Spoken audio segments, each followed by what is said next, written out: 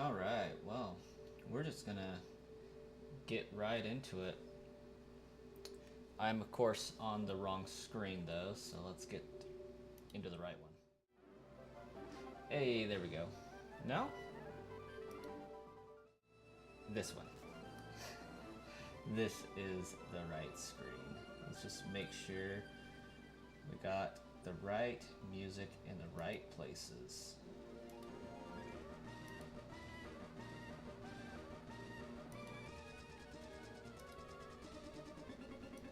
Okay. Properties.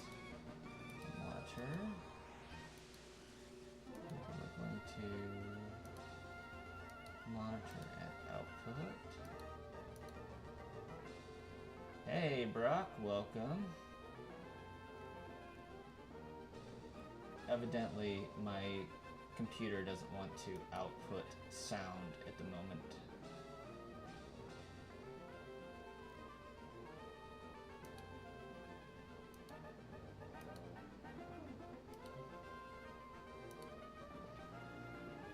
Sound output capture. Try that one.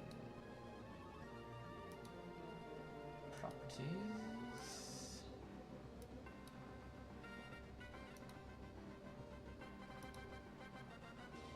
Okay, better.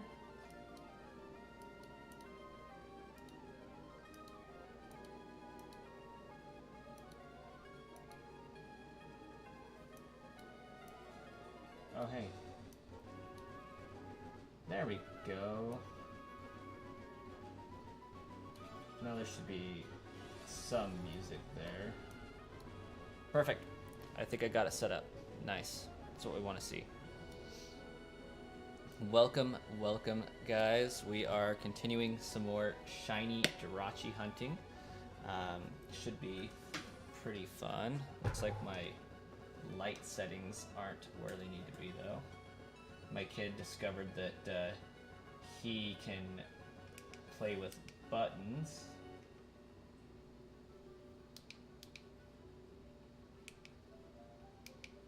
There we go. Much better. Okay, we're back with some shiny Jirachi hunting. Welcome, Ingalls. Saw a moment ago there were 5, now there's 7 people hanging out in the chat. Love to see it. I'm excited to hopefully do some Pokemon Go live streaming tomorrow in my endeavor to do a partnership opportunity. So that's going to be really fun for me to do. Let's get the Wii up to snuff here. Oh gosh. And by Wii, I really mean the GameCube. Maybe. GameCube? Hello? There we go. My GameCube's a Game Boy Advance, my Wii's a GameCube. It's just a crazy mixed up mess up in here. Okay, we are ready to roll on some more shiny Jirachi encounters. I hope. Max, go. It is 2:35 p.m. in Singapore. Well, welcome. We love seeing viewers from all over the world up in here. Love it. Singapore is pretty cool. You're currently playing Fallout in New Vegas. I've heard amazing things about Fallout New Vegas. It pains me to know that that game's a decade old. But that doesn't mean it's not a good game. Fallout 3 is one of my all-time favorite games. When I take into consideration what my favorite games are overall, my top 5 usually Zelda games. My next 3 are Pokemon games, but then it's closely followed by Skyrim and Fallout 3. Amazing, amazing stuff. Also, I may be fidgeting with my headset a little bit today. I got a new one, and I need to get the settings adjusted properly so that it isn't pulling on my ears. really, really good headset. I cannot hear anything outside my my headphones at all. Probably a little bit too good of a headset, to be honest.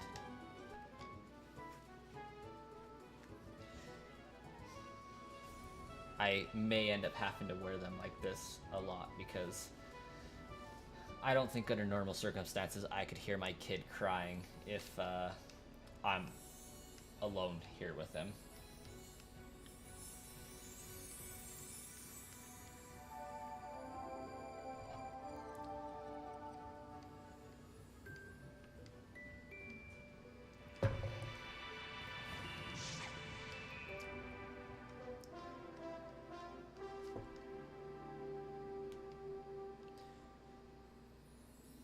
Wow, for some reason I feel like this is taking a little bit while longer than it normally would. It's pretty wild. Properties.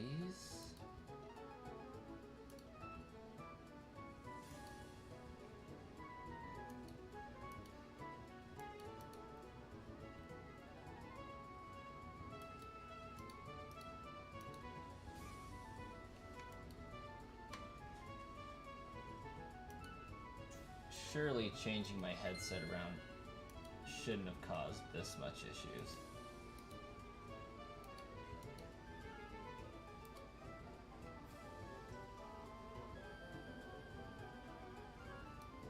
I don't know if you guys can actually hear my game audio, but at the very least we should have music for you guys. Albeit faint music.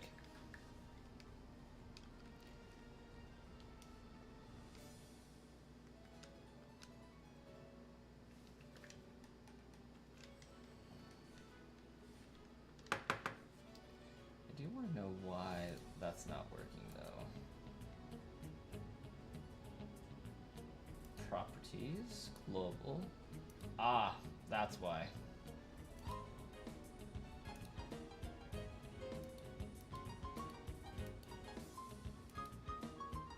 Hey, there we go, I fixed it.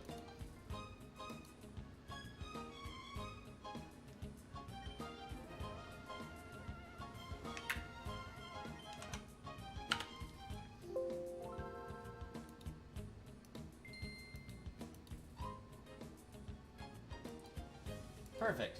We got music.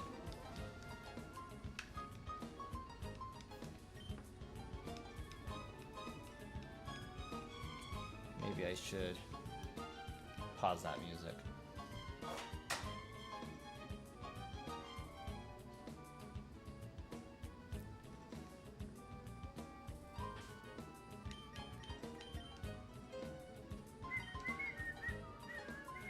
Let's see how many encounters I can get before I jack up my save file again.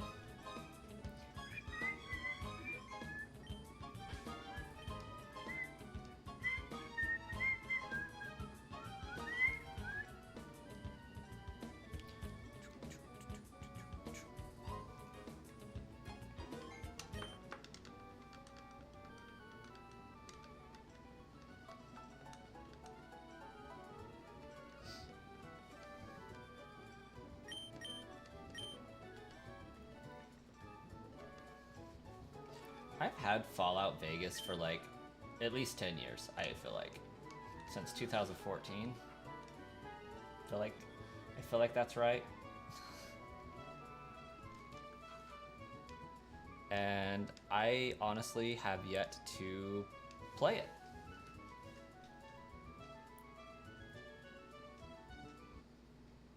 A little bit sad. I'm still waiting for the Skyrim sequel to come out, Elder Scrolls 6.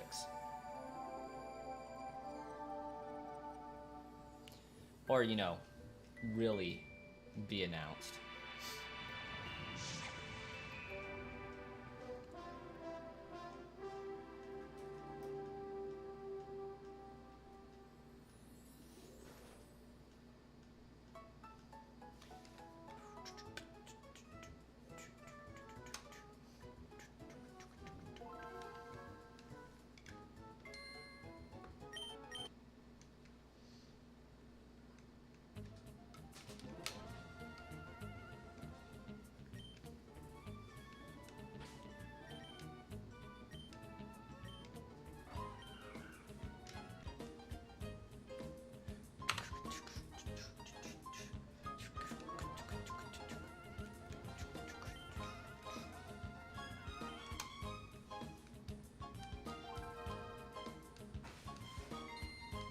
cat's being a spaz.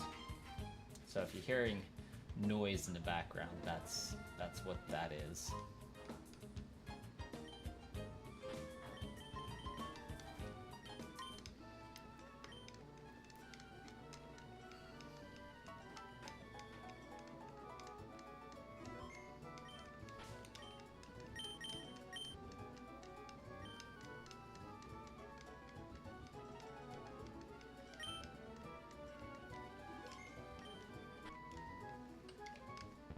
Oops. I did that a little bit too early.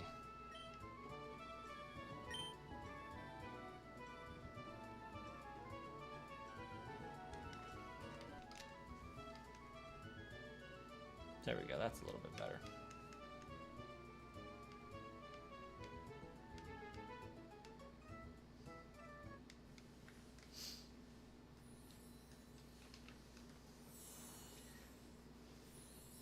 Oh, in other news, I might be getting a second gaming chair sent to me, like this one. I happened to, when I bought this at Staples 2 years ago, I bought the product protection plan. And they said if anything at all happens to it, I just need to file a claim and I can get it looked at and get it replaced and whatnot.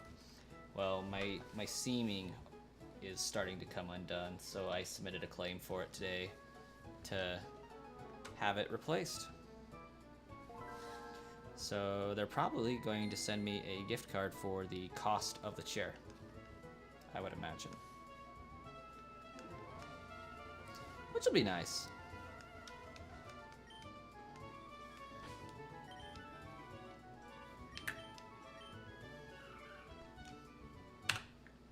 Since they did say normal wear and tear does qualify still.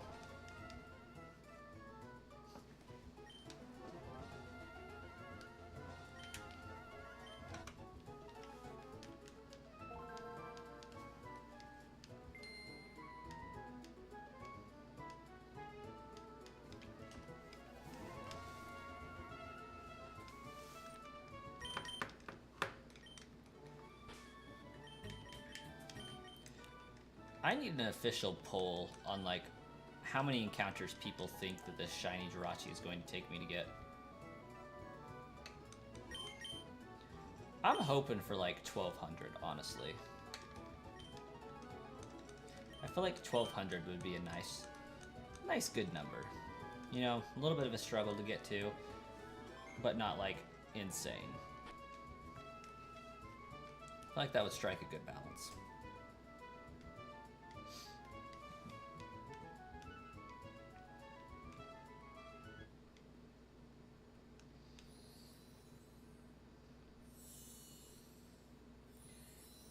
Zoof here at 1:45 a.m.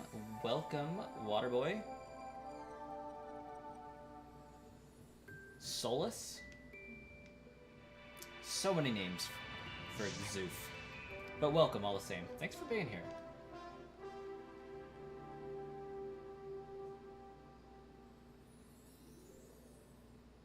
To go to the doctor? Well, that doesn't sound great.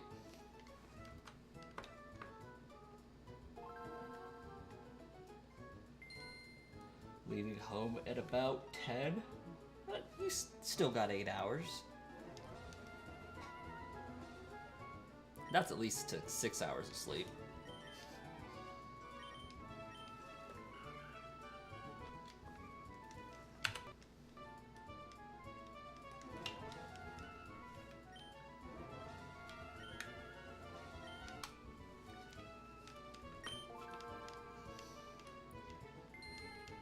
You're here for the bop that is this loading screen music.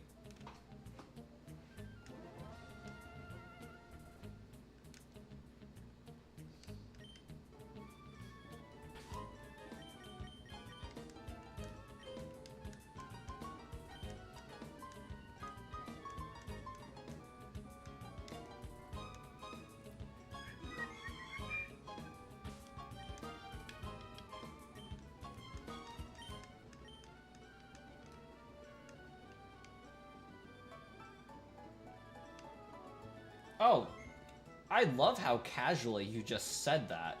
Gotta make sure leukemia isn't back. Like, holy crap, dude. You had leukemia?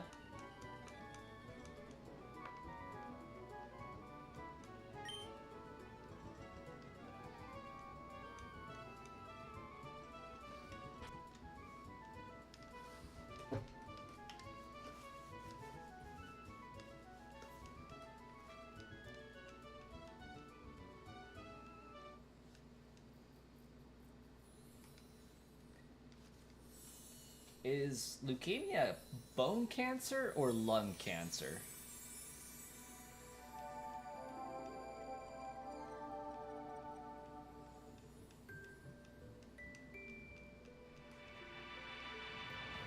Or is it blood cancer? I can't remember.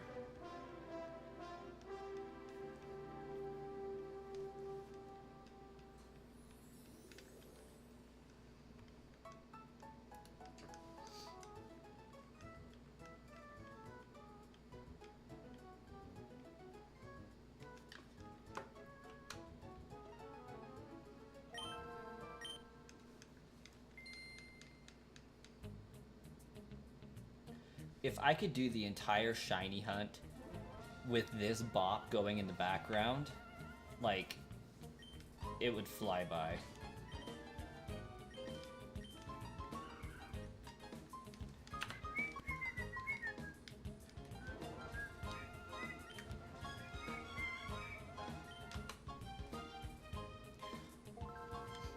I'm just shocked because in our 2 years of conversations, this has never come up before, to my knowledge. And now, just out of the blue, just casually tossed out, oh yeah, I survived leukemia, you know, just gotta make sure that's not coming back. It's like, I'm just a little caught off guard. I'm impressed, and congratulations on the remission on that.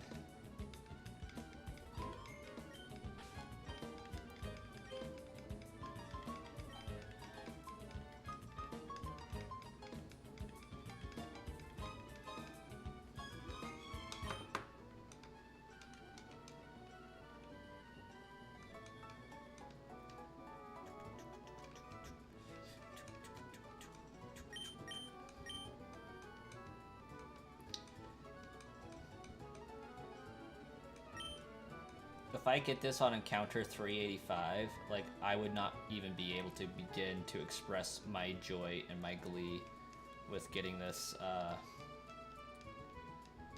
on its dex number.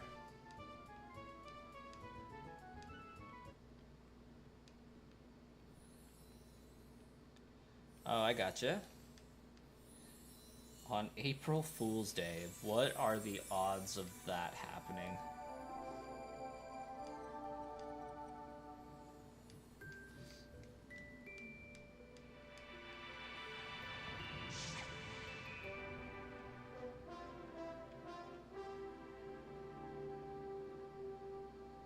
Oh, Lympho? Okay.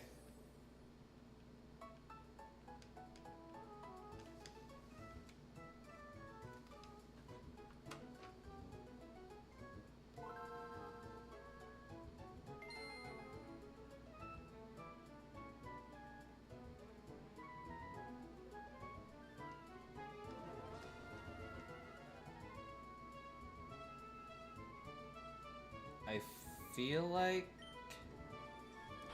I've already checked this, but I'm gonna do so just in case.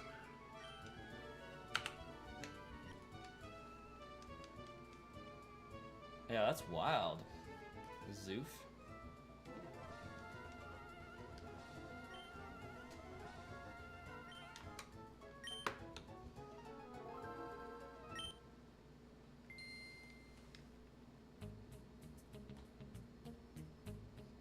Never played Earthbound. It is on my list of games to play. Like, I want to play a Pokemon game, or not a Pokemon game. I want to play a mainline game for every character that appears in Smash. So Earthbound is going to be my NES representation. I've played a Metroid game. I played a Star Fox game. Shouldn't count Star Fox because I haven't ever beat it, but I don't like Star Fox. I'm that guy. But I want to play Castlevania. I've played Xenoblade. I got a lot of work to do.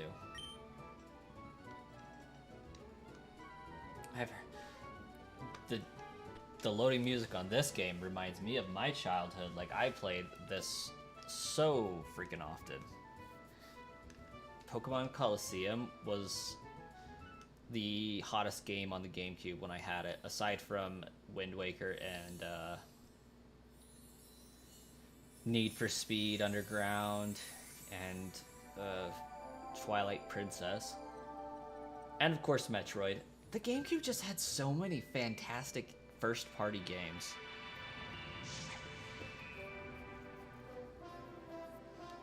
Oh, I gotcha. So it was in the bone marrow. Yeah, that one's a wild one. I think, if I remember right, leukemia is the most common form of child cancer in children.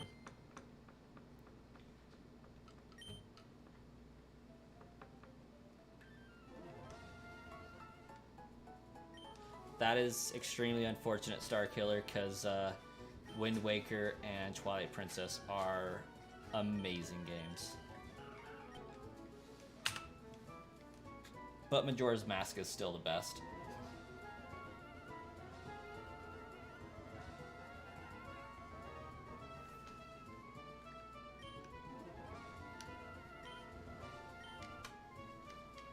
You need to finish your playthrough of AS.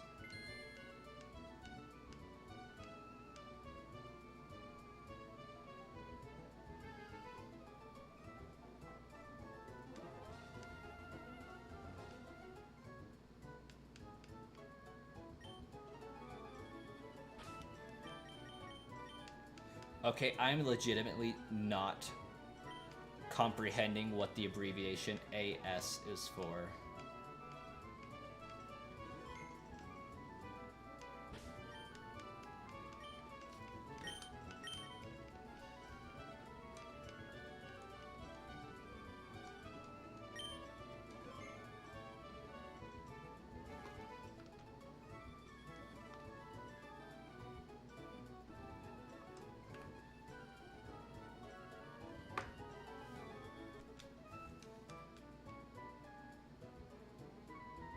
I gotcha. Alpha Sapphire, okay. I'm thinking in terms of Zelda, and I'm just like... I can't... I can't... Wrong series.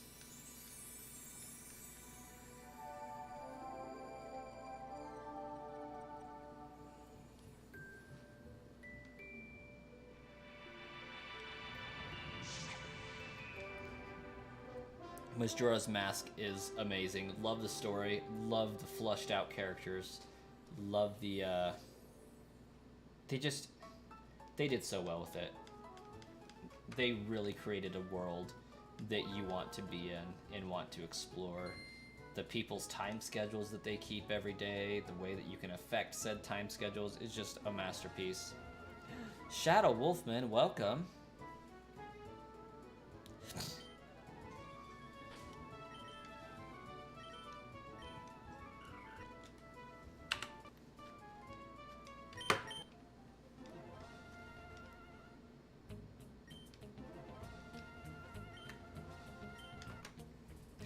Okay, so Tears of the Kingdom is a great game as far as gameplay goes. And I'm not a Tears of the Kingdom hater. I love Tears of the Kingdom. Tears of the Kingdom would have been infinitely better had Breath of the Wild not come out first. If they would have made Breath of the Wild with the Tears of the Kingdom add-on, I think it would have went over better. Because, like, while it is a huge game, it's just the same crap regurgitated in a slightly different way. And, like, that's just me being honest. And that seems to be the general consensus among most Zelda YouTubers. is that it's a great game. They thoroughly loved it and enjoyed it, but it doesn't bring anything to the table really. That Breath of the Wild wouldn't have had if they just did the expansion to update. It just feels like less like a sequel and more like a revamp. Still a great game though. Thoroughly enjoyed it. It just the world doesn't feel immersive. It doesn't feel like I want to be there. I want to explore it. And part of that is exploring the same Hyrule of Breath of the Wild, just with more caves and crap. Like, it doesn't draw me in. The characters aren't fleshed out. Like, I'm not constantly trying to figure out why this person's here. It just left a lot to be desired from a world-building standpoint. Bosses were cool. Loved the Return of the Dungeons. The cutscenes and story felt kind of stale compared to other games, such as Majora's Mask.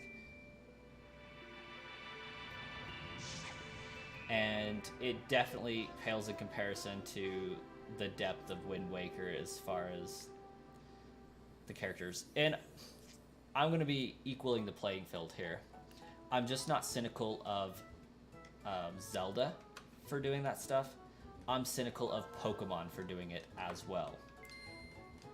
I don't know if you guys have noticed, compared to Generation 5 and before, when Pokemon went 3D, they got really lazy with the world building. Like, you used to be able to go inside people's houses, talk to the people, find items and ways to evolve your Pokemon, and get information about the surrounding world and the lore through the people, the NPCs that you get to interact with along the way. And you were excited to get to each new town because there was crap to check out while you were there. It's like, ooh, what piece of the story am I going to find out through talking to this random optional NPC character that doesn't matter? You know, like getting a random Eevee from this dude in the back of Celadon City. Doing a Farfetch'd trade for no reason at all. Trading an Onyx for an Abra or Bellsprout or whatever it is to beat Faulkner. Like, there's just no depth, especially in Scarlet and Violet. Really in Sword and Shield. Kind of in Alola with Sun and Moon. And there was a little bit in X and Y, but since Generation 5, there really hasn't been any reason to explore towns, and Scarlet and Violet completely trashed on it, with not even having buildings you can officially enter. Anyways, that's my rant about world immersions. Like, I'm not playing a game necessarily just for the story. Like, story's probably my second reason to play the game. Like, it is one of my top reasons, of course. Gameplay is like lower 5 reason to play a game if I like the gameplay. But if I don't want to be in the world, then I really don't want the game. Like, I play Ocarina of Time, or especially Majora's Mask, or Skyward Sword. I want to be in that game. I want to be in that world. I want to experience it firsthand. If they made it a virtual reality world, I would be all for it and just like live for it. Although Tears of the Kingdom, I still kind of want to be in that world just because it's Zelda. But Scarlet and Violet would not want to be in that world. Would love to be in the world of Hoenn. That would be a great world to be in. Gotta catch up on some comments. Still on phase 2 of the Pants Age on Y. Best of luck on that. Love them both. Don't like... Yeah, Breath of the Wild DLC was kind of lame. Tears of the Kingdom would have been better DLC.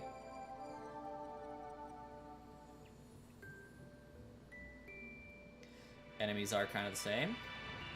KC, welcome. Glad to see you again. What is the most replayable Pokemon game? I have to say the most replayable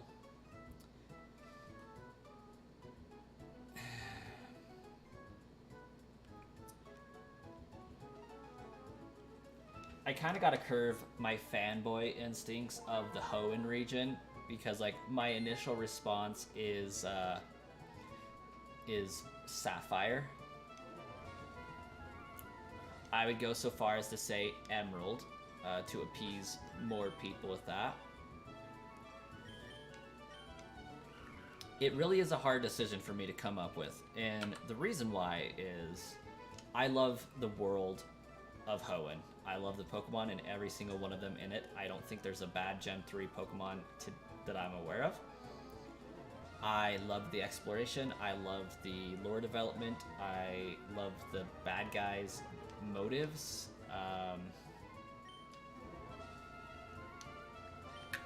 That having been said, Generation 5 had more lackluster Pokemon than Gen 3, but still really, really good Pokemon.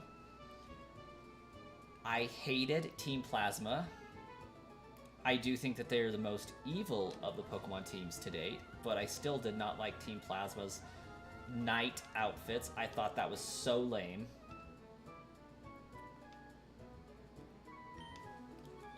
But Gen 5's story and the progression and the development, I think, is top tier.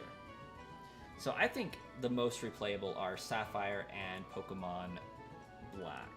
No, Pokemon White. Sapphire and White.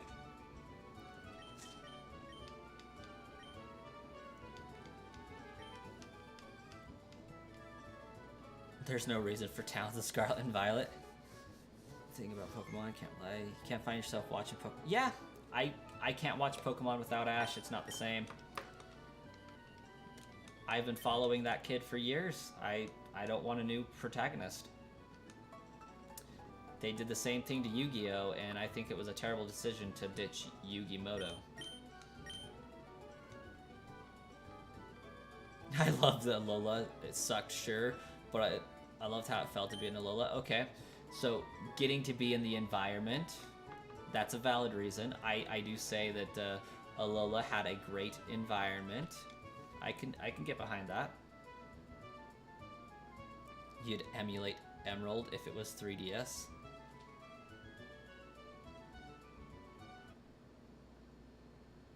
TV series I can get behind. The game it's based on is one of my least favorite Pokemon games.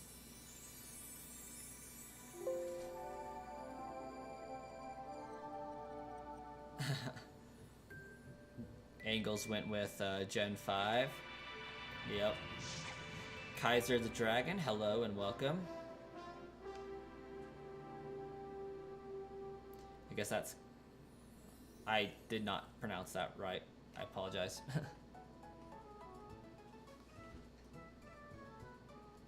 Kazair.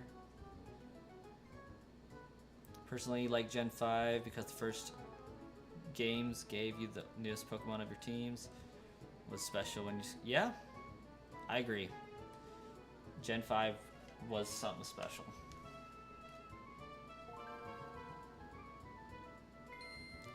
Flannery was a cool gym leader.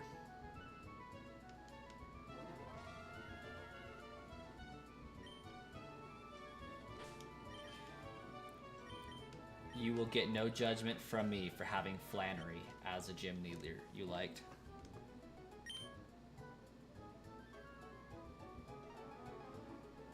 You read my response to your question earlier. Gonna be honest, I've answered a lot of questions and comments over the past 2 days. I do remember your name, but I don't remember your comment right off. Let me see if I can find it. Ah, yes. The Hoopa question.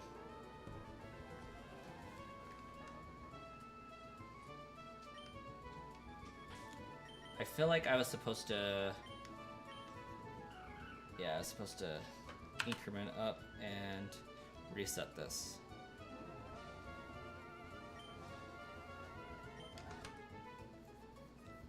Yeah, pretty much all of Gen 6 was interchangeable because the games came out so close together. So a Hoopa code was available in X, Y, Omega Ruby, and Alpha Sapphire.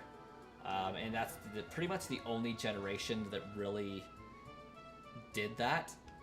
Generation 4 is the only other generation that had some crossover events that really worked together like that. No!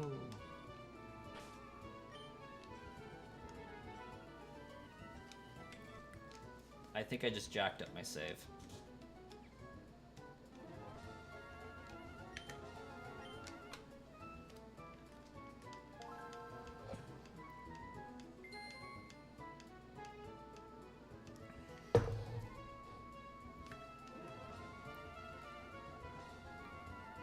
Brilliant Diamond Shining Pearl was not great. I agree. Yep. Okay. I jacked up my save file. If you have the ability to, I recommend hunting Latios or Latios in Pokemon Emerald. It was so easy.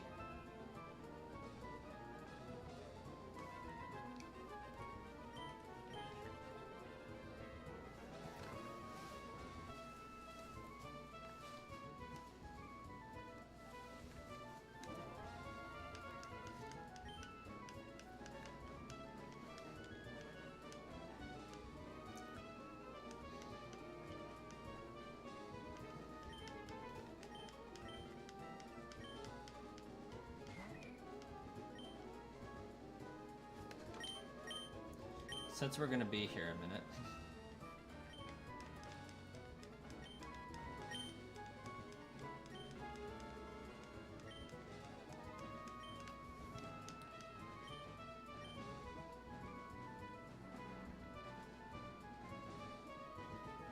Sadly, you don't have that hoop anymore. That's a big sad.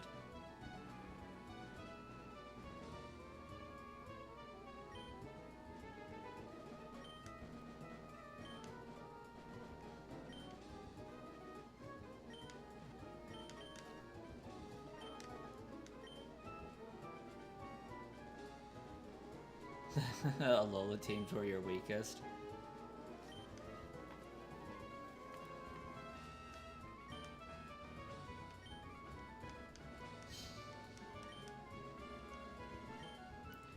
Alola is probably my least played Pokemon series.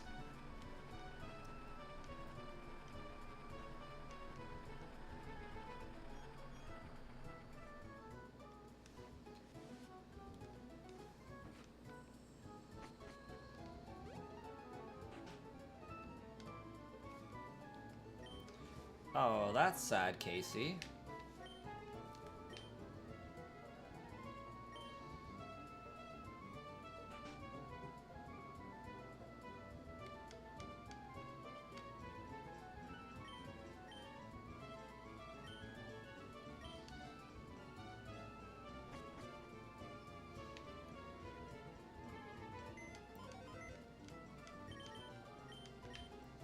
I mean, it's Gen 1. Charizard's really all you need.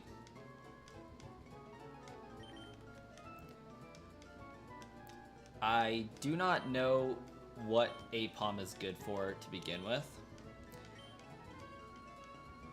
So I don't know if Adamit's a great nature.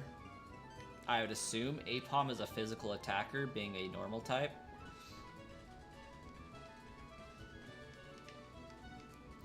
So in that vein, I think Adamit's a good physical attacker nature. It's either that or Modest is. I can never remember. My Pokemon giveaways normally last a week. Last week's giveaway lasted 2 weeks, evidently, because I just did not have the capacity to do new giveaways, so I kind of made up for that by doing a double giveaway this week.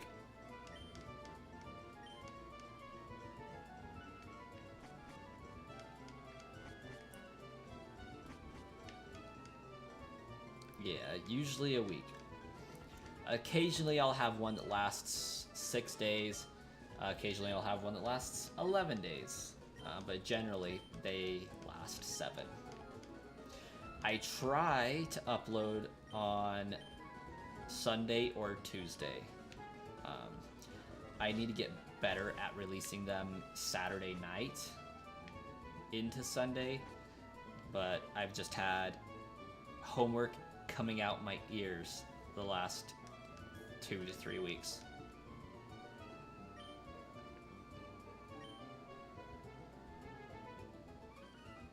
You should know these things by default as a mod. Maybe, I don't know.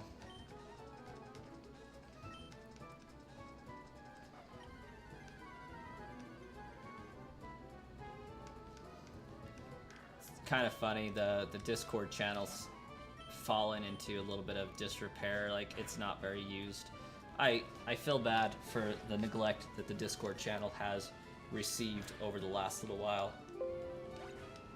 Definitely not my intent, but I just don't know how to revive it and get activity in the Discord anymore. It's kind of sad.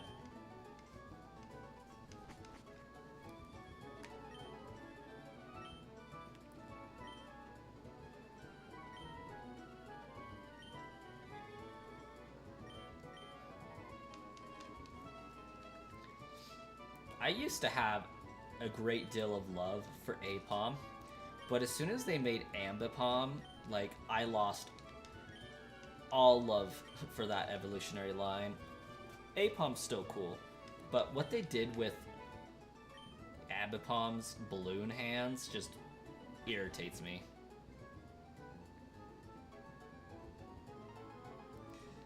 The mod chat is the most active part of the server. This is true. Like, I'm trying to revitalize Pokemon Go over the next little few months. I'm trying to get more into streaming and doing Let's Plays. As soon as I get these next 3 shiny hunts done, I'm going to crack down on doing some Let's Plays and some, like, quicker shiny hunts that are less tedious. And that level of streaming should be better. In the coming months, I want to have a 3rd bedroom where I can actually have an office set up to stream at more reliable times of the day. That's going to be something that's forthcoming. Like, I'm streaming in my dining room, so, like, either my kid has to be at bed or my wife has to be at work or in bed, like the situation now. So when I get a space in which I can do this more reliably, like, I think the channel and subsequently the Discord server will kind of start to revitalize a little bit. But definitely steps to that game.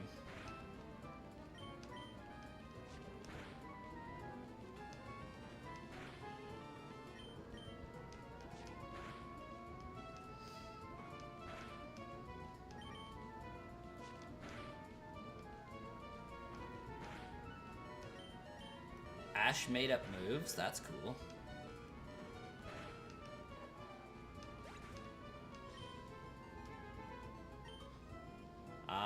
That's not surprising, Casey. Oh, shoot. No! Time waster. I had a potion too. Oh, I know what I did. I never did my battles. I actually got a pretty good Torchic if I did that as a level 5.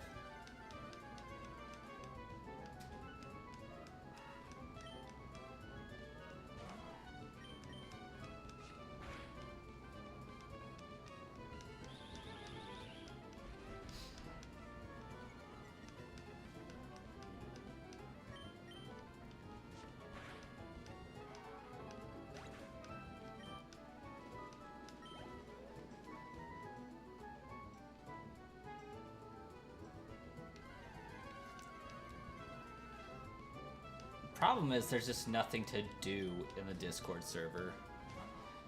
Because, like, Scarlet and Violet was such a letdown, there was no build-up. Like, there was no league, no battles happening, no PvP. Like, people didn't really need to trade people a whole lot.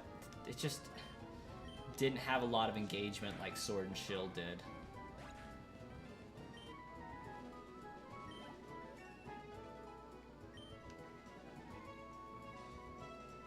You're right, Casey, you're right. Yeah, there were a number of comments actually that asked for the item giveaways.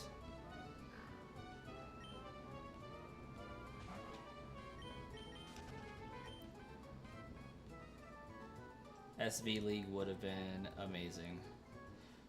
I'm hopeful that the server and channel subsequently will have a bigger uptick in the coming months as we like talk about Pokemon ZA, and you know, I want to do leak videos and theory videos for what that's going to be about.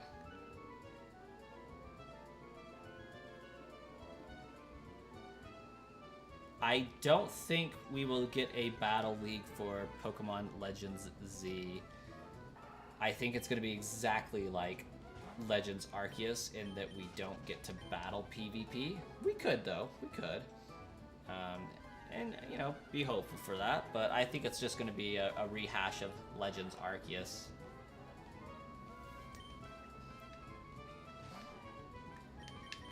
If it doesn't have something to do with AZ, then I'm going to be severely disappointed.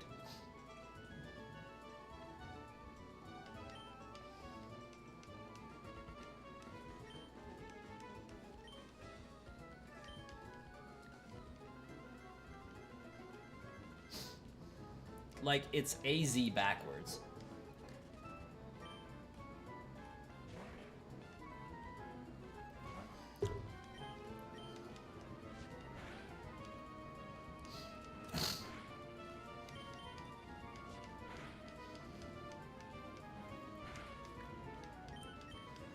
And if Pokemon sleeps on the opportunity to give us that Floette, I'm going to be upset. We know they will, though. They'll sleep on it. They won't give it to us.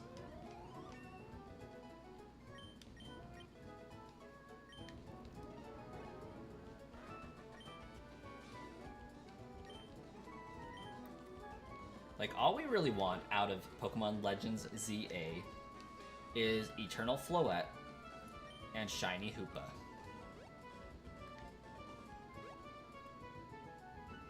Like, a real shiny Deontay giveaway would be the icing on the cake, but like, realistically, Eternal Floette and Shiny Hoopa. That's all we ask. I think I can collectively say that for the community. All we ask. Release the shiny mythical Pokemon.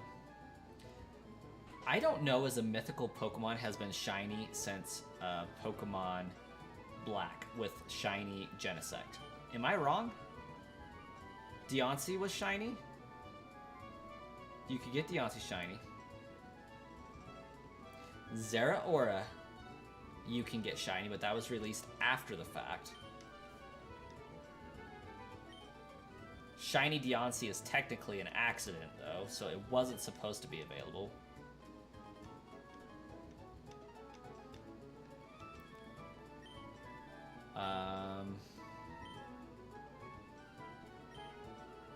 Yeah, Zera was shiny. It was from Generation 7, but was released as a shiny in Generation 8.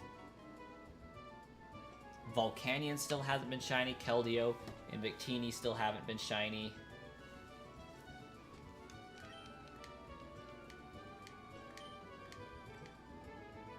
Zarude isn't shinyable.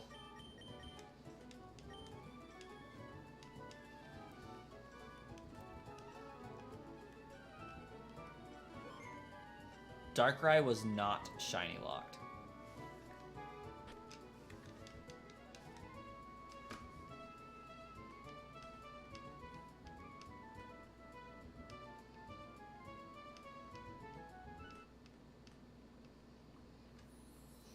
We do need Gold Hoopa.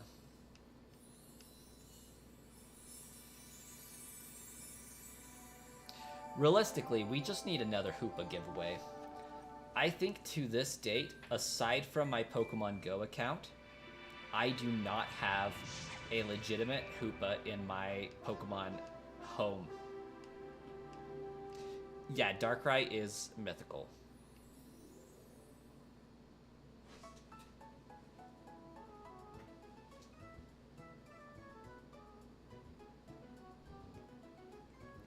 Kazir, I am sure they will, Kaz. I'm sure they will. It would be odd for them to not feature catchable. I also think they'll be shiny locked by default.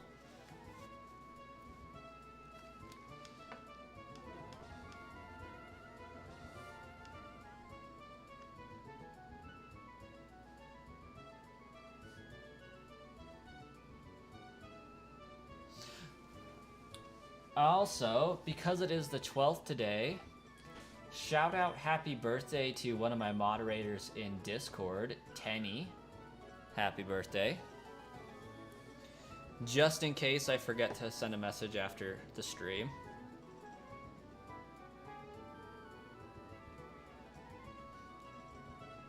Alpha Megas. There is a pretty good chance of that.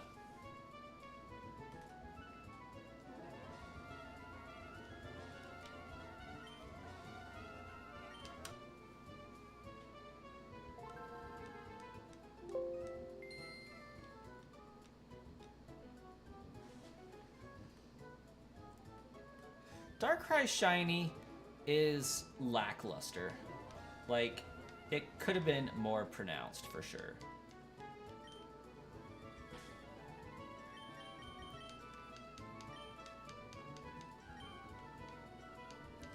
Woo! 7 months and 7 months and 2 days, dang.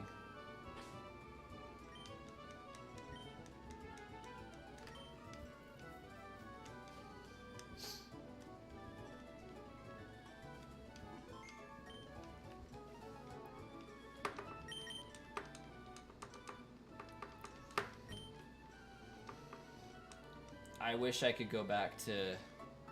I kind of wish I could go back to being 17 again. I would do a lot of things differently.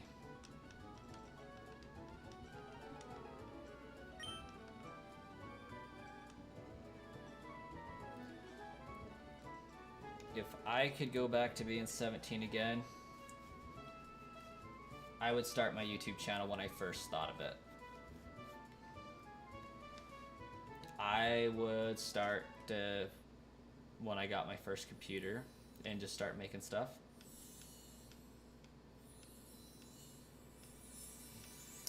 I would also work a lot harder and probably not start going to college. Like, I probably wouldn't go to college.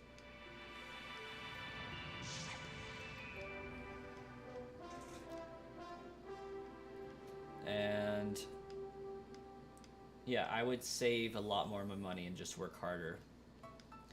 I would have, if I could go back, I would buckle down in my 20s so I could party in my 30s. Not party, but, you know, have fun.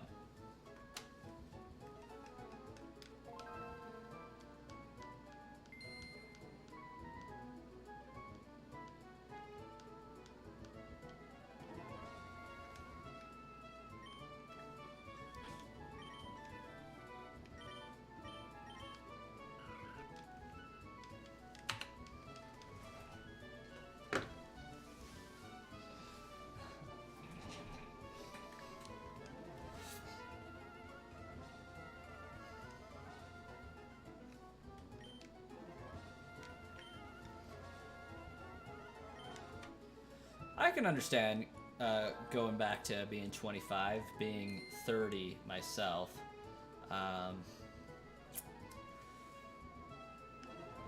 To me, I don't think going back to being 25 would be enough of a reset for me. Like, there's definitely some things that I wouldn't want to change. Like, I like my family. Gotta keep those guys. But 25, I don't feel like... I mean, it was just 5 years ago for me. I don't think it would be enough of a reset. I would want to go back to at least 20 so that I can have more of those decisions compound on each other. Because having a family, it is so hard to save money. Like, there's just so many expenses that you gotta worry about. And we're trying to save for a house, and it feels like we're just nickel-ing and diming it, trying to, you know, put off wants for as long as possible so that we can save for a house, and it's just a struggle.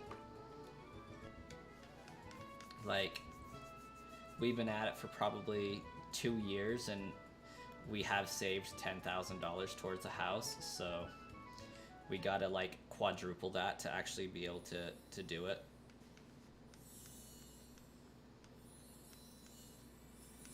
Successfully, I think.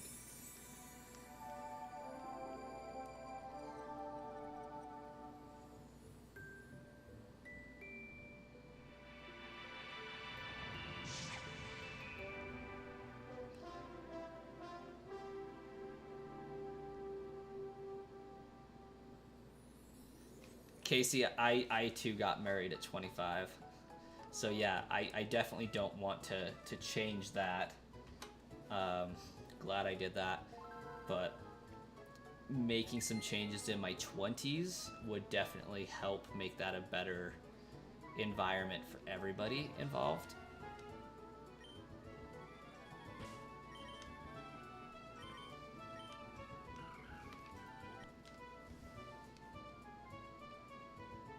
I wouldn't rack up so much student loans for a degree that's never getting finished, that's for sure.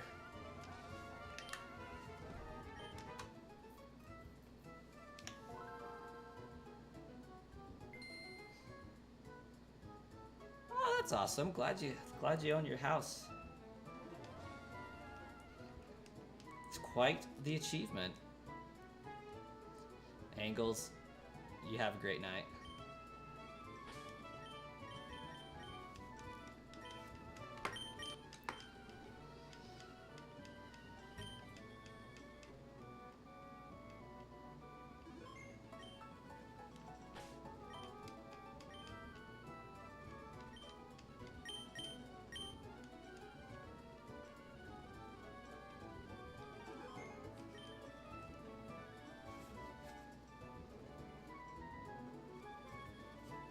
Honestly, Zoof, not a bad thing.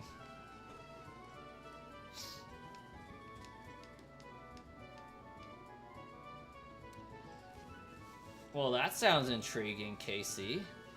Did you win the lottery?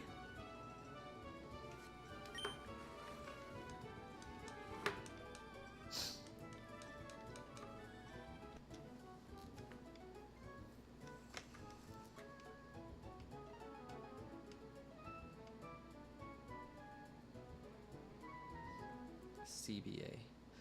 I don't know what that stands for.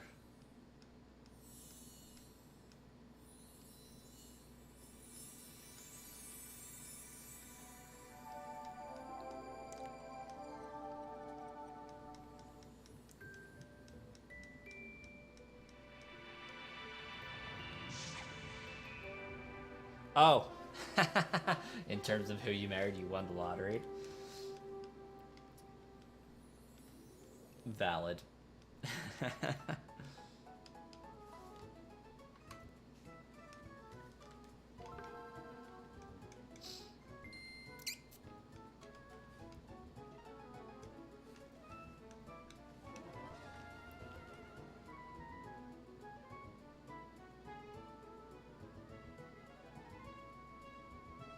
Fair enough, fair enough.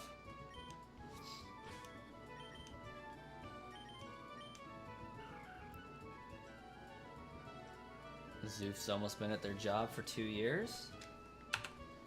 Very nice.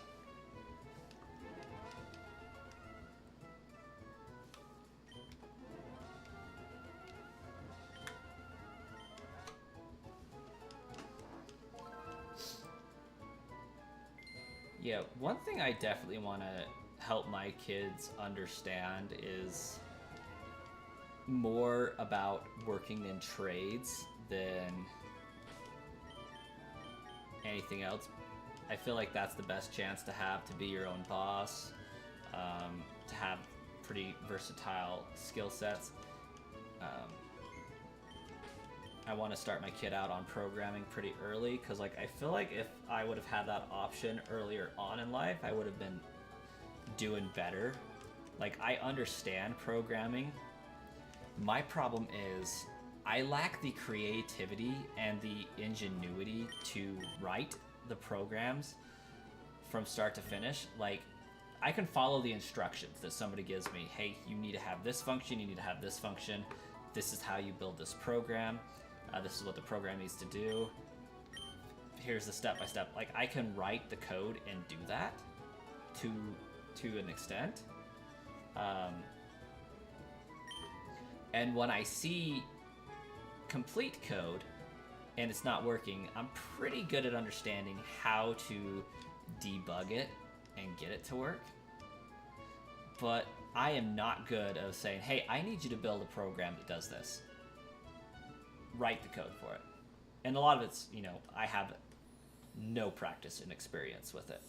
So I'm still learning some aspects of coding. Like, I did a C++ class, stopped before I got to object-oriented. Now I'm doing a Java course that covered everything from my semester of C++ in 6 weeks, plus object-oriented programming in a new language in 6 weeks. So, like, 18 weeks of stuff condensed into 6 weeks, and I was able to, you know, figure it out. Now I'm learning SQL. Next I'm going to be learning Spring Boot, and then I'm going to have a final to develop a program. And it's just wild. It's crazy. Like, I'm understanding it, but each week I go into it thinking, there's no way I can possibly do this. I am struggling so bad right now. I need a significant amount of help, and there's just no way I'm going to complete this. And then somehow I manage to pull it off every week. I don't know how, but I'm glad I do. But it just freaks me out for, you know, if I got a job programming, how am I going to know what I need to do? Like, my classes, I don't feel like are preparing me for, this is how you know what you need to do when. But the unfortunate thing about it is for the most part, it's just you learn on the job. The only thing you're ever going to learn in school is the basics. The rest of it is going to be on the job learning and just muscle reflex.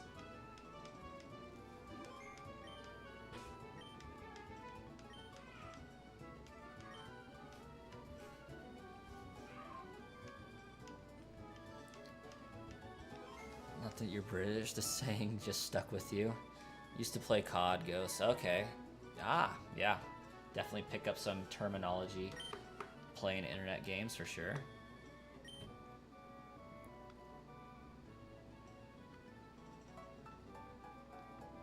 Do not recommend compressing the boot file. I can imagine why that would be a bad thing. My knowledge of programming is extremely limited. But I am writing a menu-driven application right now for my class. That's fun. It takes user information and stores it server-side, or, you know, in a database, so that when the next time... Let me back up. My C++ class and the Intro to Java class, the start of it, they taught me how to build a program, whether it's a menu-driven application, or, you know, it just runs and builds a calendar for you, or Sudoku, whatever. That's cool. But as soon as you exit out of the program, the information is gone. Anything you entered is gone. So the next part of this Java class that we're working on right now is putting information into a database, or in other words, you take information in the program, it saves it to a file that you then read the next instance of the program running to reload that information that you input into the system. I've had a lot of fun with that. I thought that was really cool.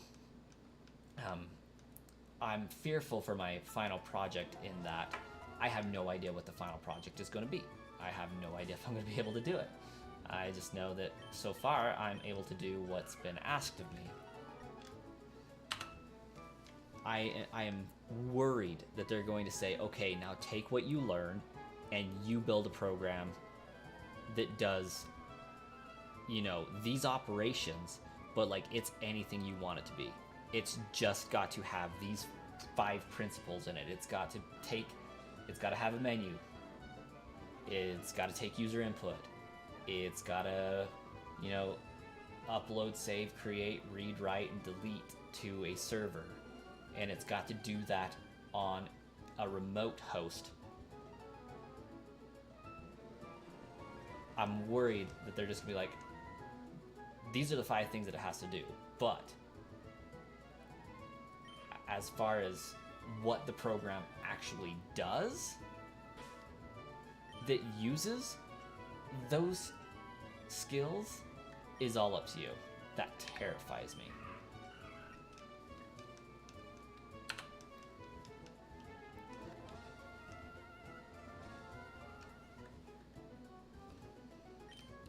Oh.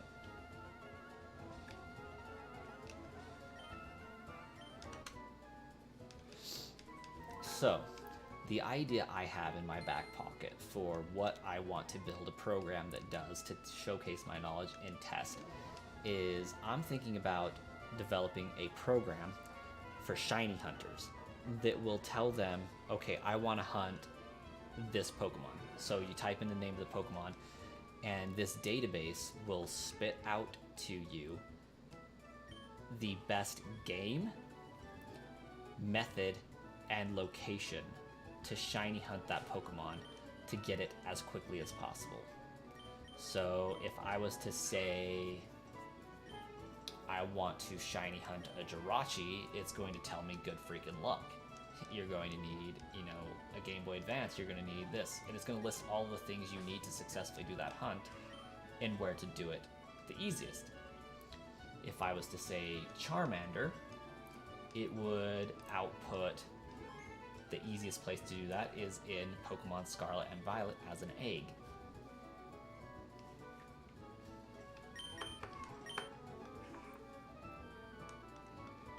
Maybe as an outbreak. I can't remember if Charmander was in the outbreaks or not. I feel like it was, though, for the Blueberry Academy. I hope I did this right. While this thing is doing its thing, I'm going to go get my kid a bottle so that he can go back to sleep. So I'm going to go in brief intermission mode. I will be right back.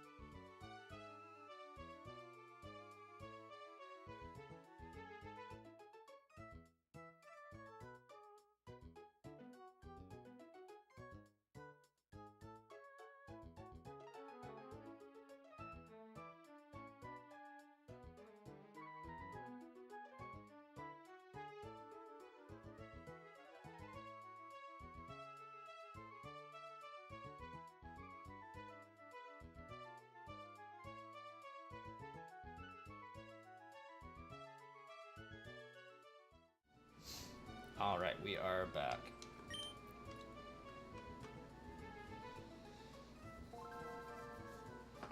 Kotoro, welcome. Let me catch up on chats here.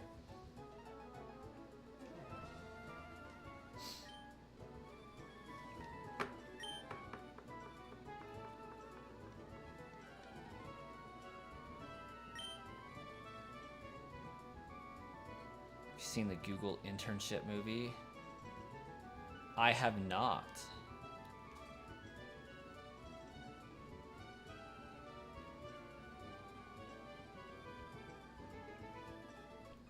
What if you could instantly take a picture, then take picture and post it on the line? The app brainstorming reminded. Ah, I gotcha. You know, something that we're totally able to do.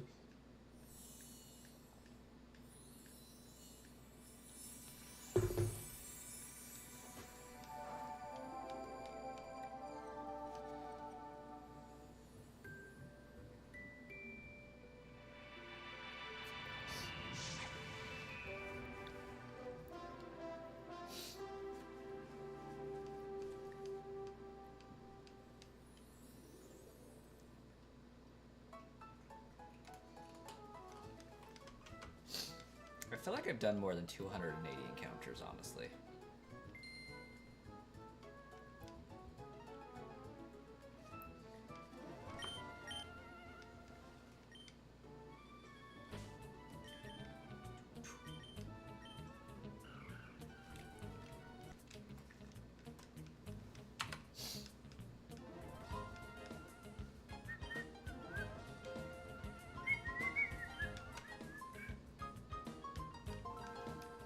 Yeah, I just don't know what else I could do for a program that I would be interested in.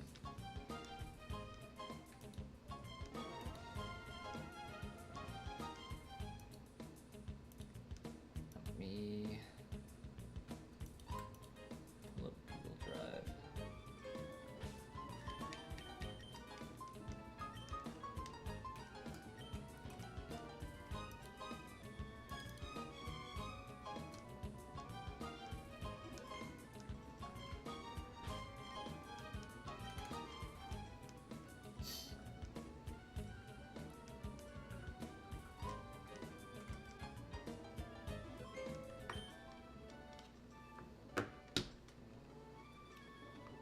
I'll show you guys real quick here if it'll let me.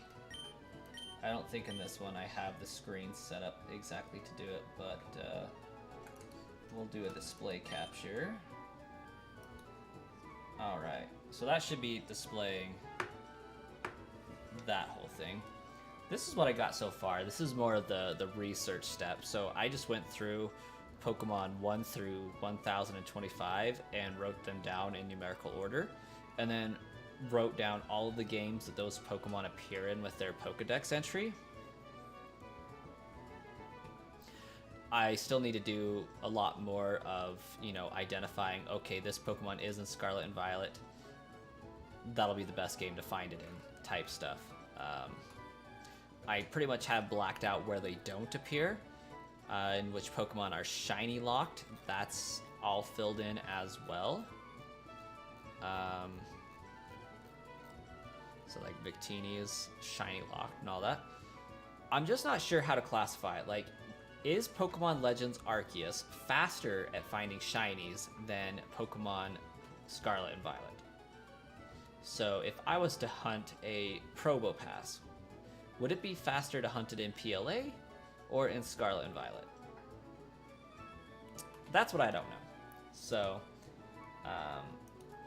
that's just one thing that I'm kind of working on brainstorming. I need to do a little bit of math and statistics and figure out which one is going to be the best place to hunt those particular Pokemon in, because, like, on one hand, in theory, Pokemon Legends Arceus would be significantly faster. However, it relies really heavily on the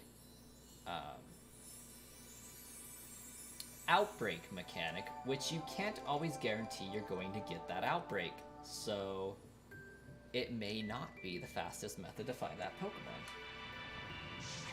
Is it faster to guarantee an egg hunt or a sandwich hunt in roaming in the wild, I personally think sandwiches in Scarlet and Violet would win out over the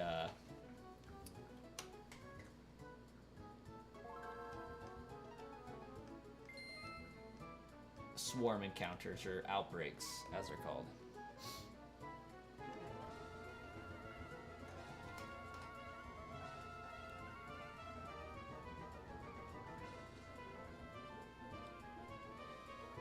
You think you find shiny Pokemon on Scarlet faster? That's kind of the persuasion I'm of. Like, I found a lot more shiny Pokemon in Pokemon Scarlet and Violet than I have in Legends Arceus. Not to say that they're both not insanely easy.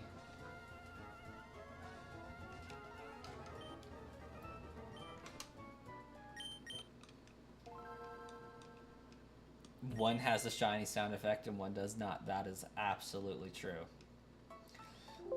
I think the reason why I would give Scarlet and Violet the edge is because the way they spawn Pokemon, I think it's more reliable to get the Pokemon you want to spawn in most cases.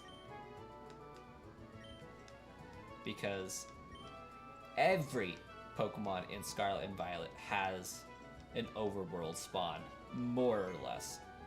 Most of those have an area where specifically only they spawn, or they spawn at a higher rate than everything else. So it's very easy to isolate most things in Pokemon Scarlet and Violet. I need to check the instant replay on that one, because I am not confident that I saved twice.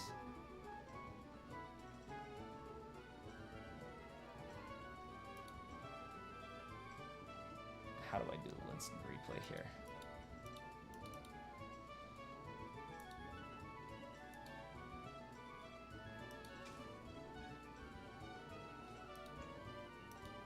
Oh, come on.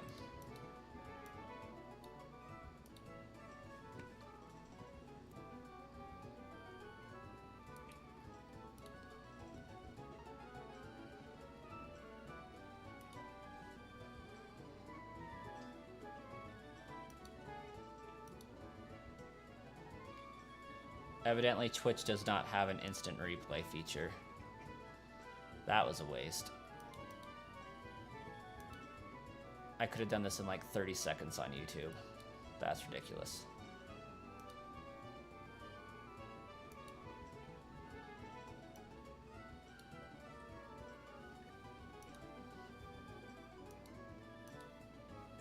It's unfortunate, but this is going to be faster.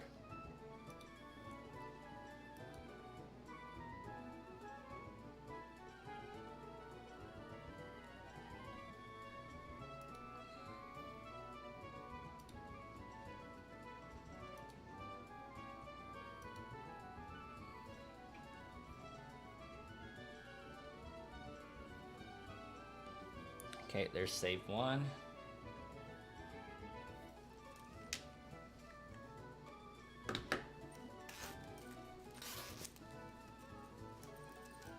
There's save two. Okay, we're good. I saved.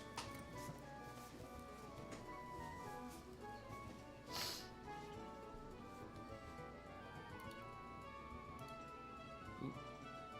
Come back, chat. There we go. Okay.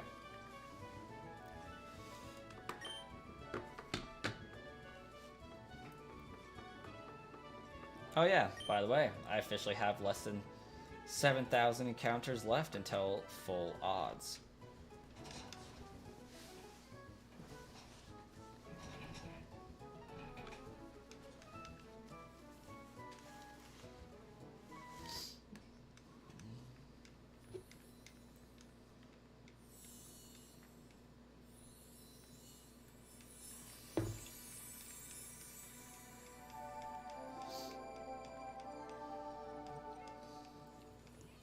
But no, I am really excited for when I find this Jirachi, when I find my Manaphy, and when I find my Poipole. Because one thing that I'm going to do is I'm going to rehunt pretty much all of these, except for Jirachi. There's no reason for me to rehunt Jirachi. But all the ones that I've hunted for Gen 3, I want to do again on my own time schedule. And I want to hunt them with the trainer name of Sludge. Just for my own personal stuff, because I give away the ones with my actual trainer name, Brass Coin.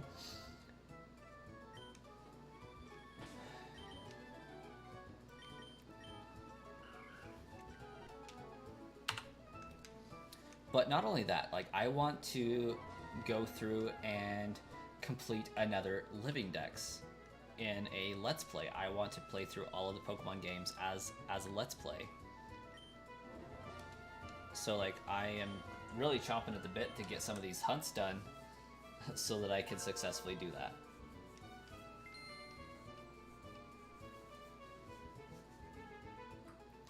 I think when I'm finally done with hunting these ones that are going to take some time and that are time sensitive, I will be able to have a lot of fun with some Let's Plays and become more of a Let's Play streamer than just a shiny hunter, and more of that than just the giveaways. I would greatly love to see my channel boom to the point where it's 100 people in a live stream, because that's what people are here for, not just the giveaways. It is slightly demoralizing to know that if I stopped doing the giveaways right now, my channel would die. And I want to move to a point where those aren't the main focus. Those are fluff again. When the bots in the giveaways were done initially, it was just extra. It's like, hey, thanks for being here. Have some free Pokemon. And it drastically evolved over the years to pretty much being a giveaway channel. But I would definitely like to get to a point where I'm doing not just giveaways, but leaks, theories, news and updates, covering events that are going on in Pokemon. I would like to get back to that. I loved leak season for Pokemon Legends Arceus. Like, last year for leak season was terrible. Like, I had zero fun with leaks for Scarlet and Violet, really. But like, the news, information, and leaks leading up to Pokemon Legends Arceus was new, exciting. It was so much fun to be a part of.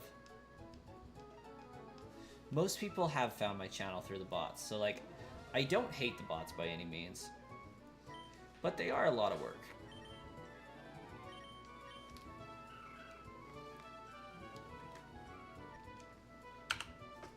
And sometimes it's just very demoralizing when the bots go down because there's an update.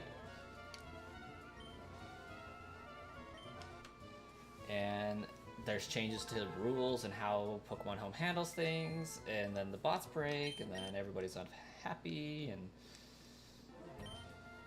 then there's the inevitability that eventually the bots aren't going to be on the new consoles. Like, I'm sure Nintendo will leave a way to hack their systems. Like, I would be surprised if they didn't have a way.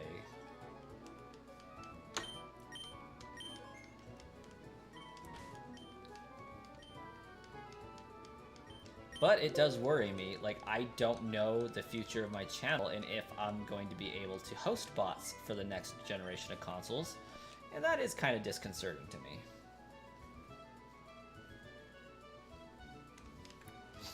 Like, I want to have the funds there and available should I have the opportunity to continue to run the bots.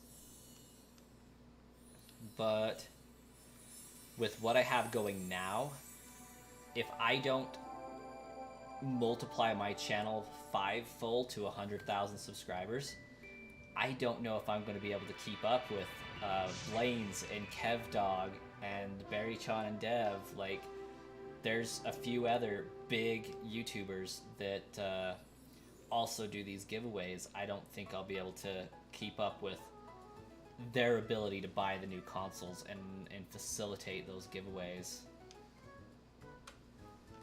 if I don't drastically make my channel increase in size.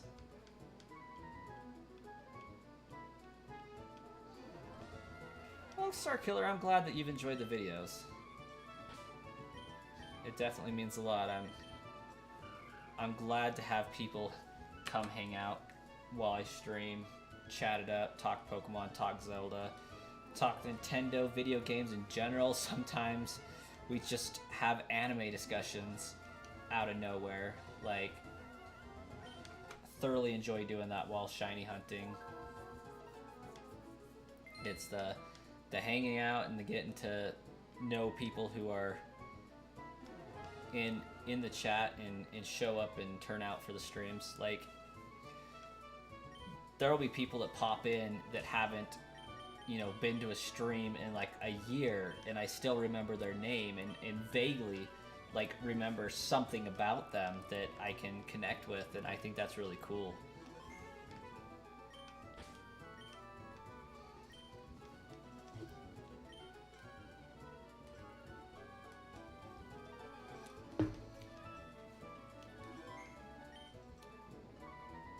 Gosh dang it. I can't remember if that one was a double save or not. Why is my memory so terrible?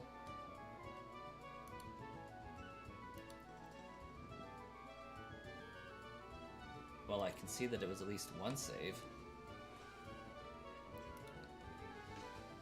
Okay, let's rewatch.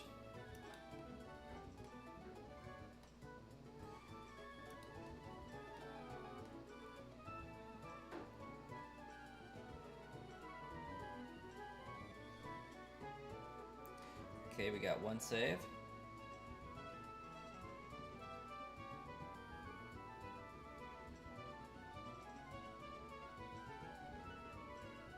Okay, it was 2 saves. Sweet.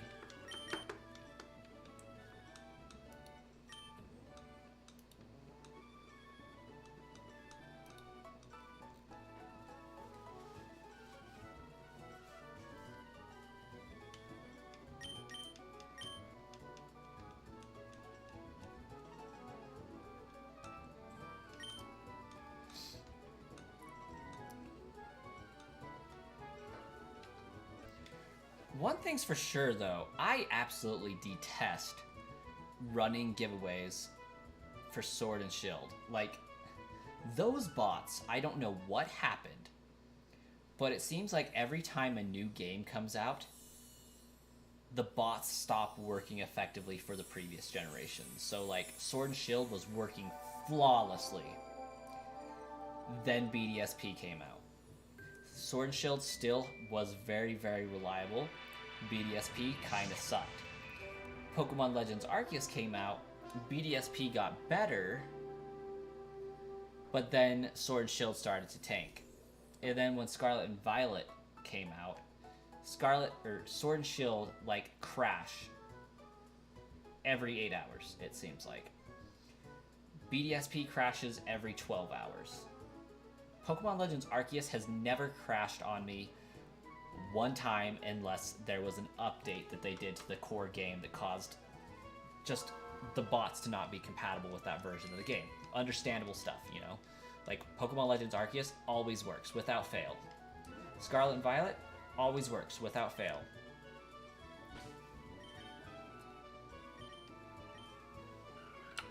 But BDSP and Sword and Shield, gosh, I hate those, running those giveaways right now. Luckily, I've had a really good time running the giveaway this week. Nothing stupid's happened so far.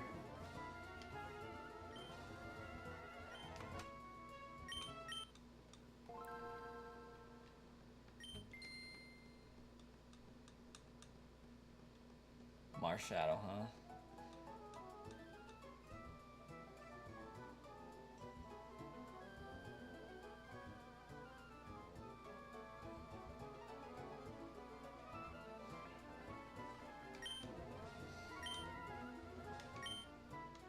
Yeah, I really should do Zarude and Marshadow giveaway. Like, I think I might. I'm super close to hitting 20,000. Truth be told, like, it's been a really hard year so far, just because I started the year off at like 19,100 subscribers, and the growth on the channel has basically stagnated. Like, I'm barely hitting 19.5k.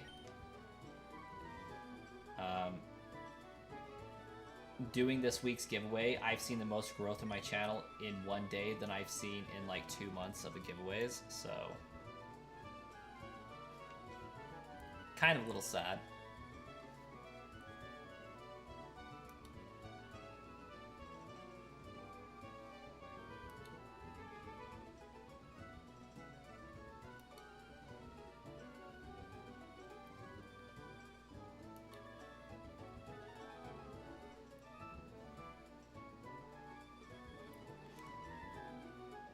Mars Shadow's only the one of the ones that you need to complete. Well, luckily, Mars Shadow is up next on my list because I wasn't able to do it this week.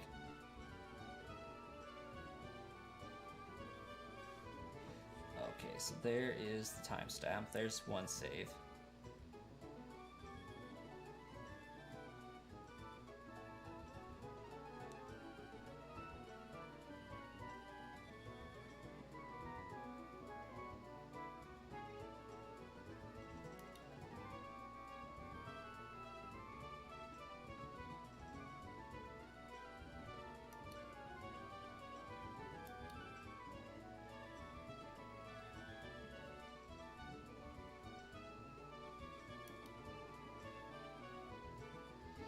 I can't remember if I saved twice.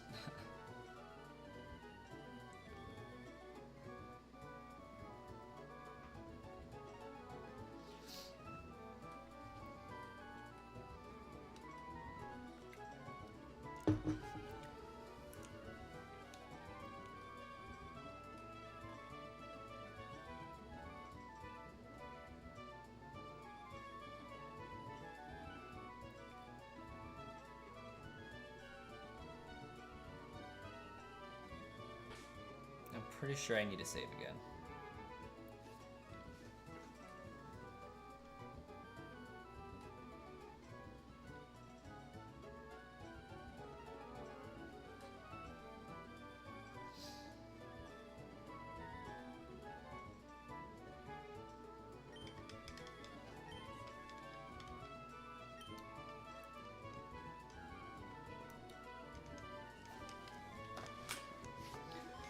Mars Shadow is one of the ones Paws of Pika needs for their home decks. I'm pretty sure we can arrange to get that happening.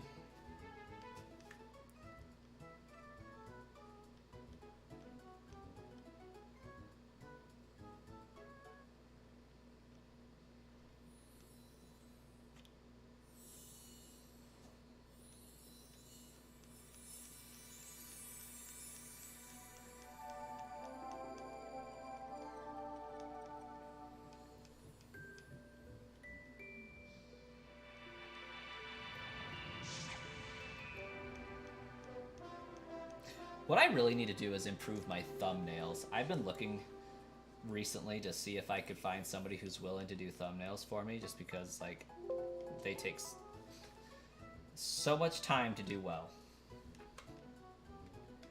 And I don't have the jelly beans to really sit down and focus on the design aspects of a thumbnail. I do enough to get the point across, but I've seen some people with some really good thumbnails, and I'm just like, wow, I'm super jealous of those.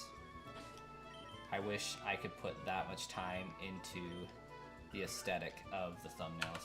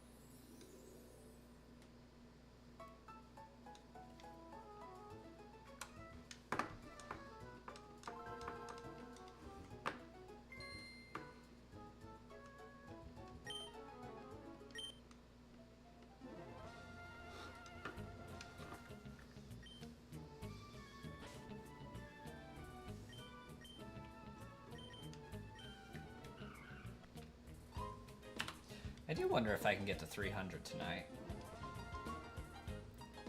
19 minutes left.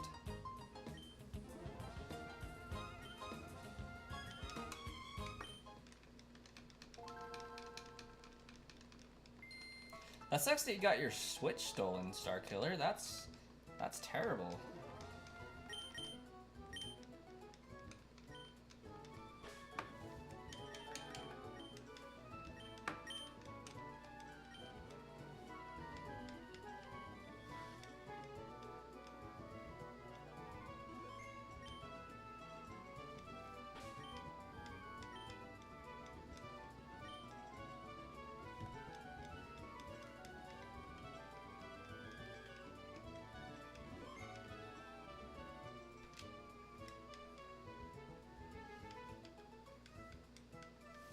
And you're welcome, Paws of Pika. Hopefully can help out. I do love Marshadow. I love doing the Marshadow giveaway.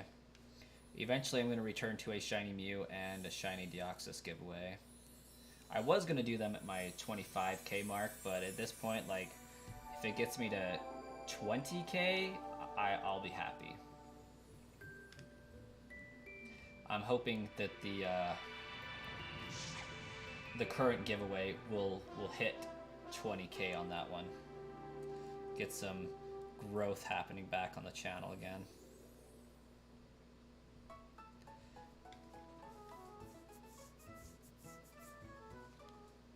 So far I need 537 more subscribers to hit 20k. One of my goals is to hit 100k. I would like to do it in the next 2 years. I don't think that's going to happen though. But I want that plaque. Like, I'll be the happiest person ever if I can get that plaque just to say that I got it. And that's really the only reason. It's just to say that I got a YouTube plaque.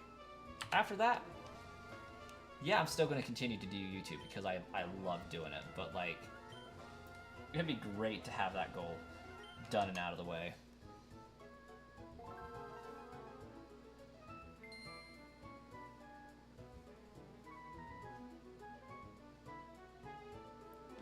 Right? Like, it's kind of like the lottery.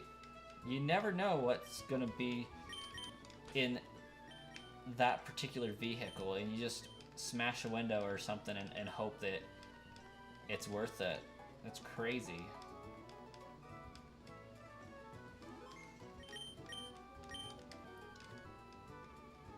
Oh yeah, I'm thoroughly betting on the bots going crazy there for a while. The downside with that is every time a new game comes out, I have to invest like $500 in getting copies of said game. I will be getting at least 10 copies of Pokemon Legends. Well, probably 8. I think 8 should be sufficient. 8 copies of Legends ZA. All I know is Furfrou giveaways are going to go hard.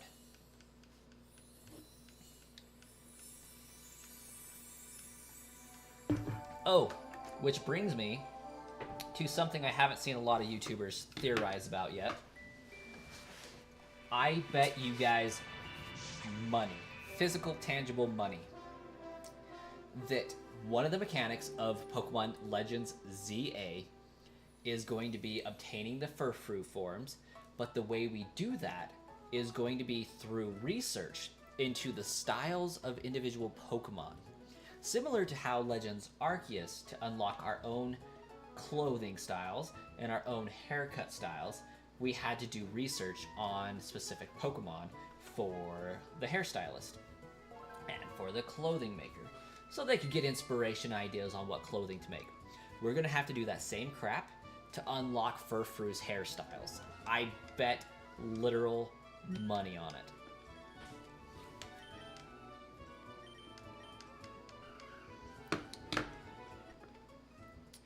If we don't do that, the Pokemon Company is officially dead to me, because there's no way that they're going to pass up that opportunity.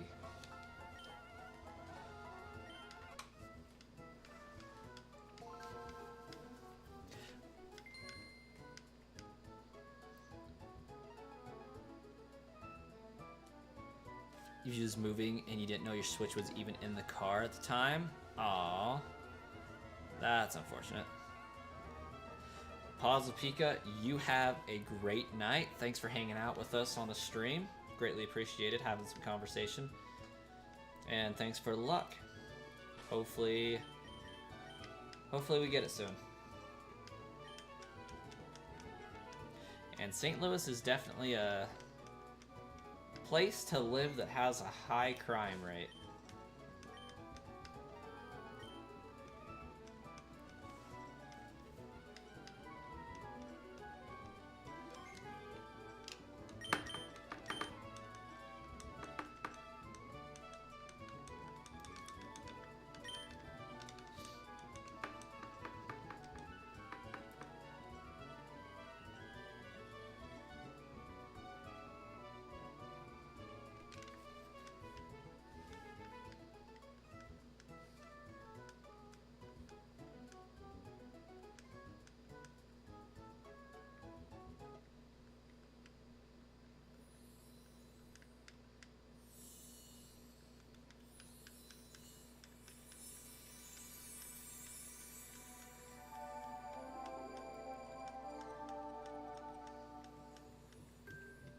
I really need to fix the cable mess over there.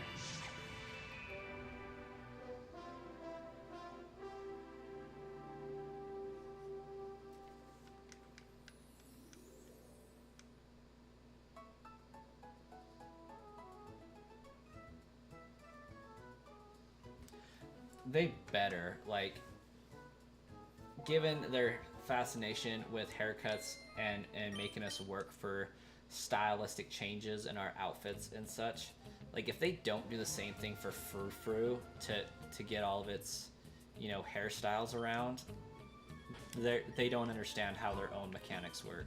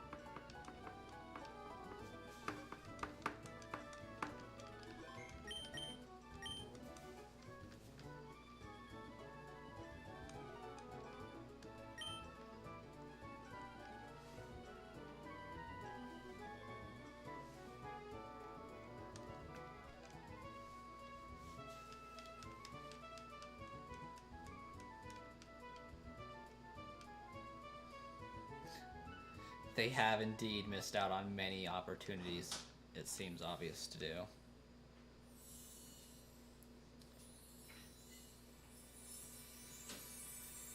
That is what the Pokemon Company does best. Although I am kind of excited about their digital card game app that they're making. Like, I thought that would be pretty cool.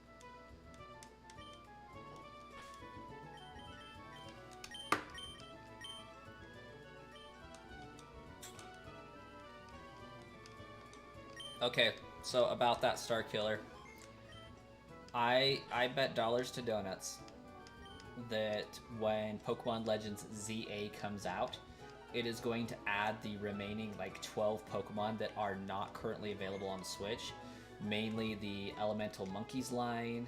That's going to be 6 of them. Furfrou, so that's 7 of them.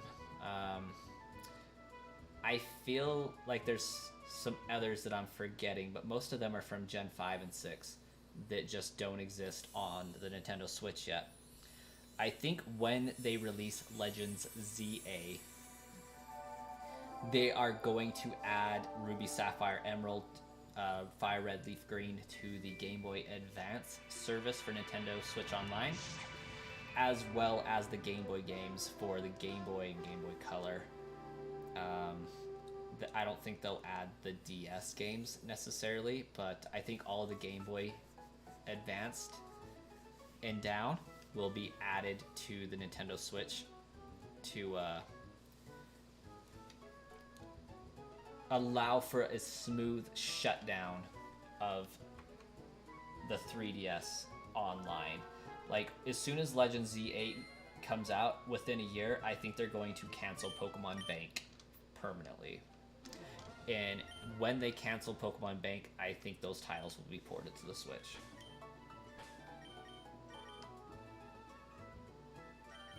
It's the only way they are going to be able to cancel Pokemon Bank without royally pissing off every single one of their fans. Like, yeah, people like me are still going to be pissed that I can't play on a physical cartridge and port the Pokemon up, but at least it'll be alleviated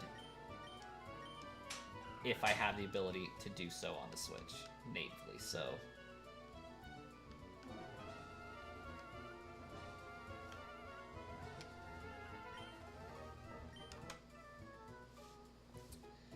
it would be the smoothest transition, I think.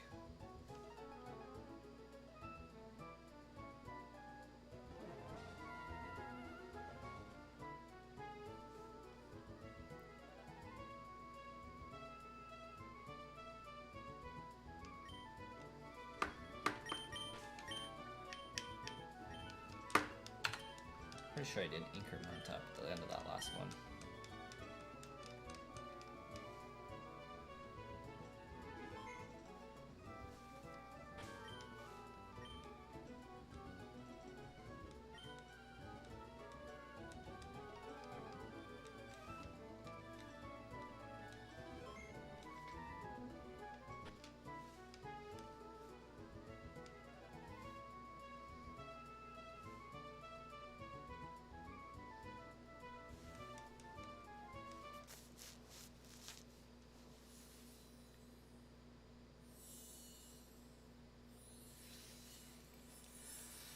I think the only way that Nintendo is going to successfully launch a new console is going to be to make it backwards compatible with the Switch.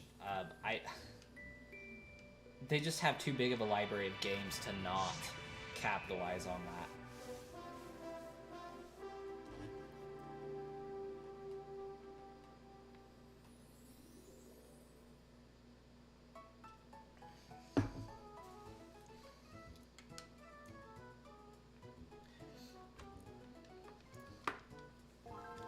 I really do think that not having backwards compatibility at launch died with last generation. I don't think companies can afford to not launch with backwards compatibility anymore.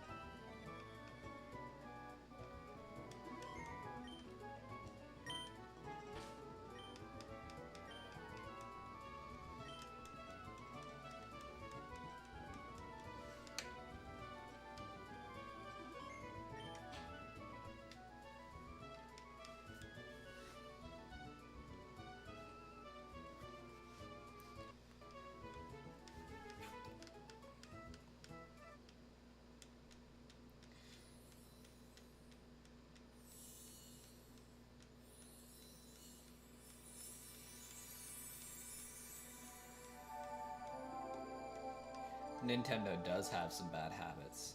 Definitely they do.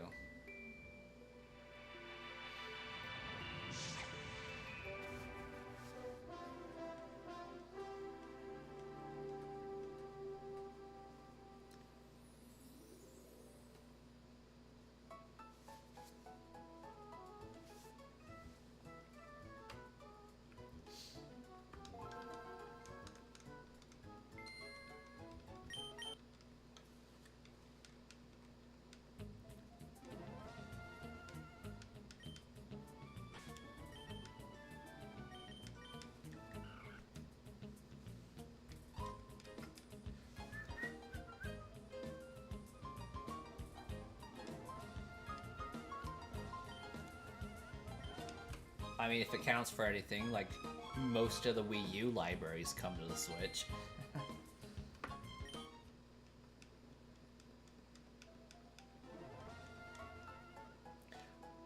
One thing that big upsets me, though, is the fact that we have Luigi's Mansion 3 natively on the Switch. Makes sense, it came out for that console. They're remaking Luigi's Mansion 2 Dark Moon for the Nintendo Switch. Am I the only one extremely pissed off that they haven't announced Luigi's Mansion for the Nintendo Switch? Like, am I the only one that's really pissed off by that?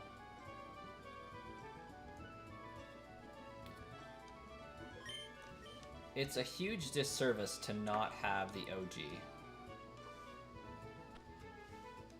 Like, just, please, for the sake of, like, everything that's good, finish the set. Let's get the trilogy on the Switch, please.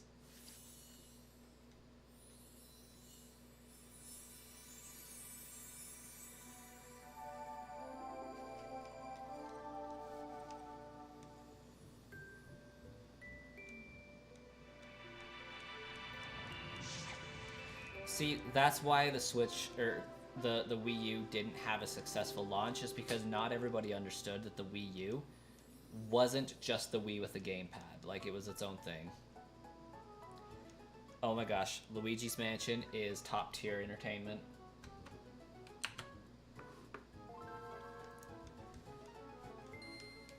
I would play Luigi's Mansion over any Mario game ever. I would love Pokemon Coliseum on the Switch. It is a dream of mine.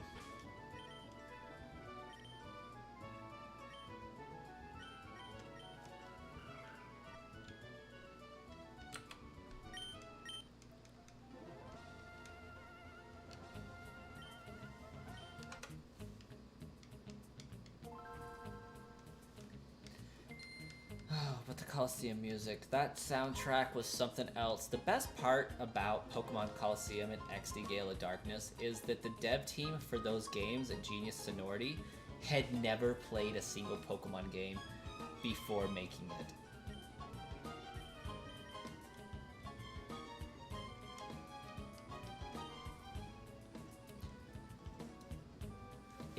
It's on the same level as Capcom making a Zelda game, Minish Cap, in it having easily being one of the top 5 games in the franchise. It's just like, Nintendo didn't even make this one, Capcom did, and it's freaking amazing.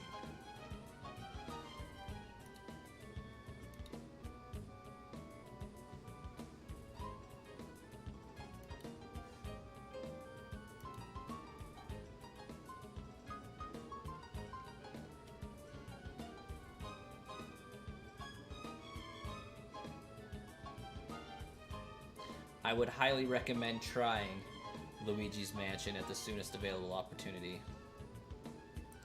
It's a great game.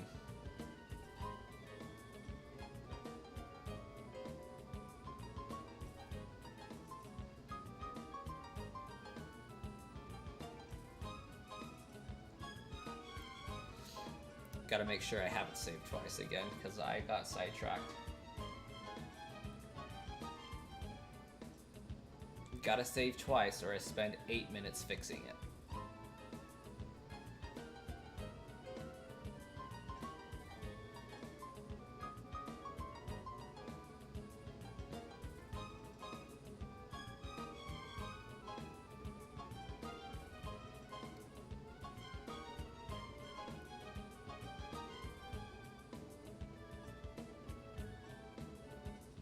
Sure did.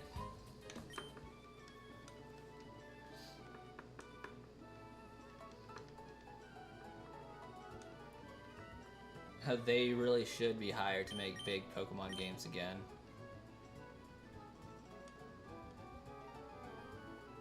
Honestly, though, I do wonder how much creative license does Game Freak have over the Pokemon games they build? Like, is Nintendo just breathing down their back saying, you will do this, you're not allowed to do this, like, you cannot release this shiny Pokemon? Or is it Game Freak making all the decisions? Like, yeah, no, we're not doing that.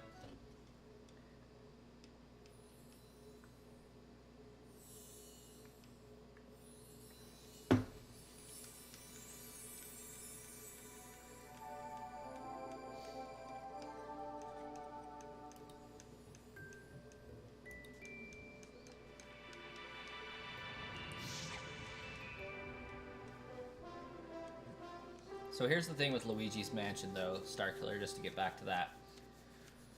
Luigi's Mansion 3 is better than 2. 1 is better than all of them. So, like, they don't even have the best one on the Switch.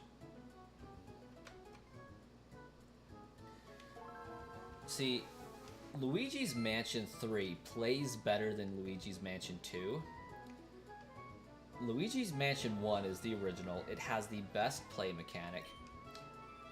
You started from, you know, level start to finish, and it made cohesive sense.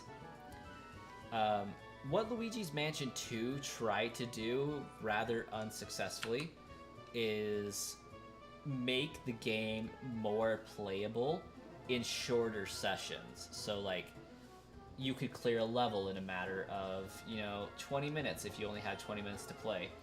Whereas Luigi's Mansion 1, like, you could spend an hour and a half to 2 hours on one section trying to find everything that you need to unlock a boss to beat that boss and move on to the next segment of the game. And it was great. The DS version made it a little too easy to beat the game in like one sitting.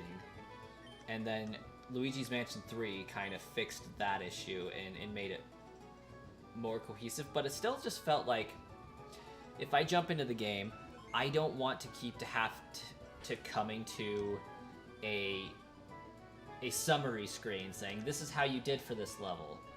Like, I think that abruptly takes you out of the game immersion and says, oh yeah, I'm playing the game right now. Like, I am back to, you know, what I was talking about way early on in the stream with Legend of Zelda and Pokemon, and how the games right now, they don't drag you into the world and make you want to be there. Well, Luigi's Mansion 1 is one of those games where it just drags you into the world and makes you want to be there.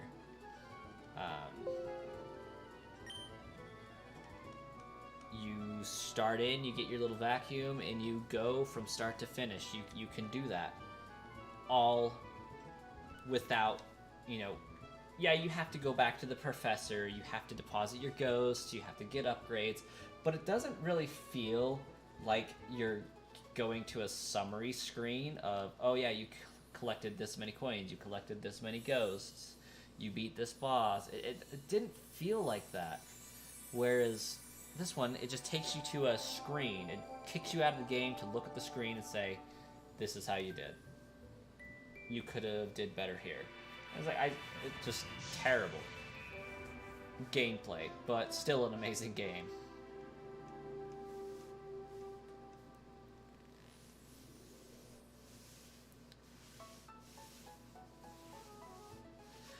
Yeah, so the gist of the game is that Mario gets kidnapped by King Boo.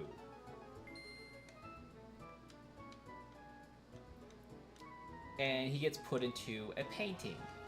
And so Luigi gets this message saying, hey, I'm having this party here at this mansion. You need to come and check it out, you know? Or, hey, you've won this mansion. Oh, yeah, that's it. Okay. Luigi gets a letter in the mail saying, hey, you've won this mansion. Come check it out. Well, Mario's apprehensive, so Mario goes to check it out first, right? So Mario checks out the mansion. King Boo's evil plot, he wraps Mario up in a painting. Luigi has to go in after him. The whole idea is Luigi is a freaking coward. So it's a coward going through a spooky ghost mansion to purge the mansion of all these ghosts. It's a pretty funny story. And he's going Ghostbusters on them, and he's sucking them up into a poltergeist vacuum. It's pretty fun.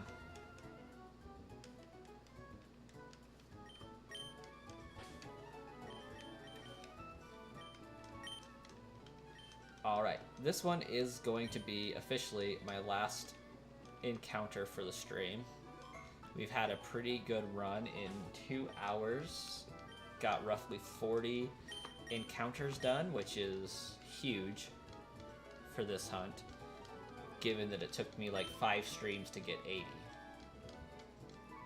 I'm hoping I'll have enough energy tomorrow to stream some more, maybe at a more reasonable time. I do got a video that I'm going to be spending some time tomorrow making, but hopefully around 3 to 4 p.m.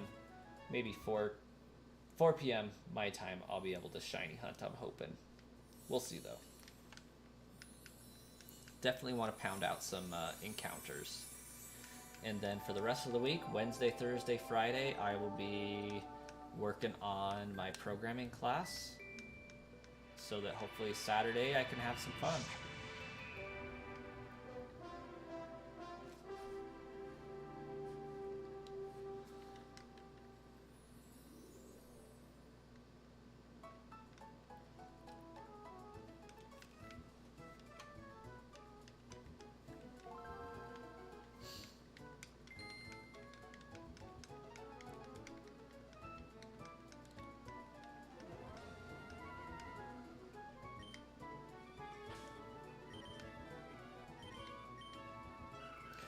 Alright, no shinies today, but when we find one, it will be a party.